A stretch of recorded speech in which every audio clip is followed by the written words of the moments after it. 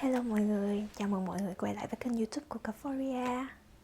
Việc mang thai dường như là một lẽ tự nhiên với phụ nữ, nhưng bạn có biết rằng khi tuổi tác càng cao, đặc biệt khi bước qua độ tuổi 35, chúng ta ngày càng có ít trứng hơn và việc thụ thai trở nên rất khó khăn.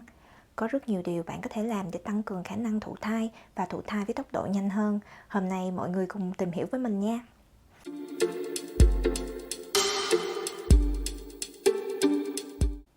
Xã hội hiện nay ngày càng phát triển và phụ nữ bắt đầu góp phần tham gia vào lực lượng lao động ngày càng nhiều. Mặc dù về mặt văn hóa, vai trò của phụ nữ đã được nâng cao, nhưng về mặt sinh học, cơ thể chúng ta có thể không phát triển được với tốc độ nhanh như vậy.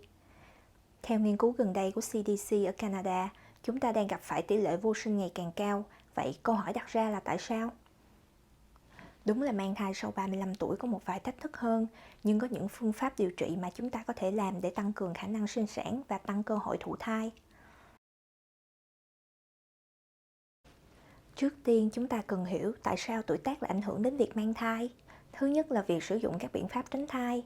Bạn có thể đã quyết định sử dụng thuốc tránh thai khi còn trẻ vì nhiều lý do khác nhau. Có thể do đau đớn trong giai đoạn kinh nguyệt, các vấn đề về da hoặc để tránh thai sau khi quan hệ.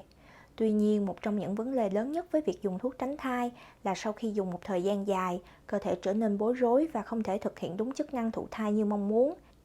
Bạn cũng nên biết rằng có thể mất đến 2 năm để loại bỏ thuốc tránh thai ra khỏi hệ thống của bạn và bạn có thể gặp một số vấn đề tiêu cực về da hoặc mất cân bằng nội tiết tố khi cơ thể học cách điều chỉnh lại. Lý do thứ hai là phụ nữ chúng ta có số lượng trứng hạn chế. Chúng ta được sinh ra với khoảng 1 triệu quả trứng. Khi chúng ta bước vào tuổi dậy thì, con số đó giảm còn khoảng 300.000 và chỉ có khoảng 300 đến 400 trứng trong số đó sẽ được phóng thích và có khả năng thụ tinh. Theo tuần tháng, chúng ta sẽ giải phóng trứng của mình theo chu kỳ kinh nguyệt. Tin buồn là không có cách nào để tái tạo lại trứng. Tuy nhiên, có nhiều cách để nâng cao chức năng của những quả trứng mà bạn còn sót lại. Nguyên nhân thứ ba là do rối loạn nội tiết tố. Sự mất cân bằng nội tiết tố có thể là kết quả của chứng viêm. Buồng trứng, nội mạc tử cung và ống âm đạo có thể bị viêm và ngăn cản trứng rụng hoặc ngăn không cho tinh trùng bám vào trứng. Một số dấu hiệu cho thấy bạn mất cân bằng nội tiết tố bao gồm kinh nguyệt không đều, ít kinh hoặc hoàn toàn không có kinh, nổi nhiều mụn, đặc biệt là xung quanh trán và đường viền hàm, các triệu chứng tiền kinh nguyệt, rụng tóc và béo phì. Sau khi đã tìm hiểu về những yếu tố ngăn cản sự thụ thai, chúng ta hãy xem xét một số công cụ thiết thực có thể thực hiện để tăng cường khả năng sinh sản. Thứ nhất, hãy ngừng các biện pháp tránh thai ít nhất 3 năm trước khi bạn có ý định mang thai. Tiếp theo là hãy lưu ý các sản phẩm làm đẹp của bạn. Phải đảm bảo rằng không có thành phần nào gây rối loạn nội tiết tố. Những chất gây rối loạn nội tiết tố này có thể xâm nhập qua các lớp của da và được hấp thụ vào máu.